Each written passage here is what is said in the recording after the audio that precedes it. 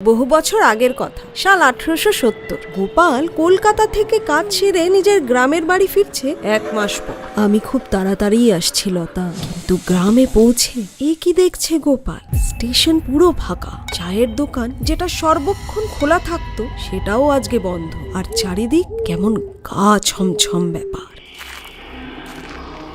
রাস্তা জুড়ে সব ঘরগুলোতেই কোনো আলো জ্বলছে না।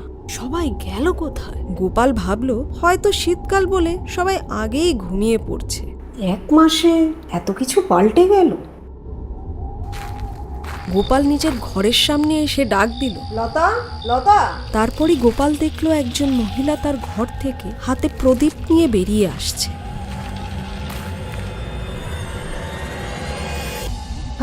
লতা, তোমাকে দেখতে পেয়ে একটু স্বস্তি পেলাম। ঘরের বাকি লোকজন কোথায়? লতা কোনো কথা না বলে আঙ্গুল দিয়ে একদিকে ইঙ্গিত দিল।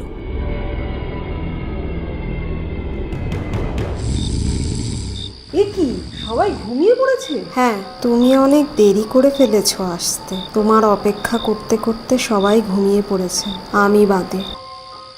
চলো, তুমি হাত মুখটা ধুয়ে নাও, আমি তোমাকে খাবারটা বেড়ে দিই। হ্যাঁ, যা মারাত্মক খিদে পেয়েছে আর বলার নেই। এই নাও, তোমার জন্য ভাত আর ডাল এনেছি।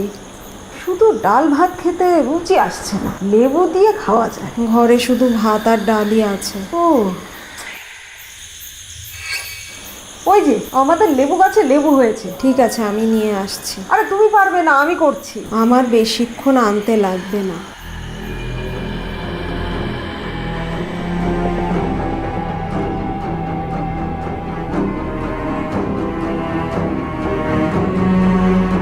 এই নাও তোমার লেবু।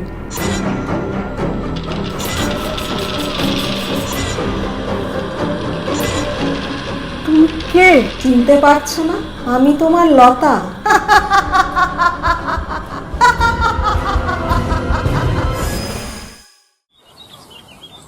জল ছেটা ওর মুখে। বাবা, ভেবেছিলাম তো তুমি মরেই গেছো। এই গ্রামে এখানে কি করছো তুমি? জানো না এটা মরা গ্রাম? লতা কোথায়? আরে বাবা, 2 সপ্তাহ হলো মাত্র। গুটি বসন্ত রোগে আক্রান্ত হয়ে গ্রামের সব মানুষজন মারা গেছে। এখানে আর কেউ বেঁচে নেই।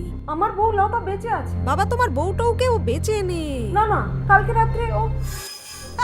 হয়তো সত্যিই লতা গোপালের জন্য অপেক্ষা করেছিল। তোমার অপেক্ষা করতে করতে সবাই ঘুমিয়ে পড়েছে, আমি বাদে। ও জানতো গোপাল আসবে, তার জন্যই ওকে শেষবারের মতো খাবার বেড়ে দিতে চেয়েছিল।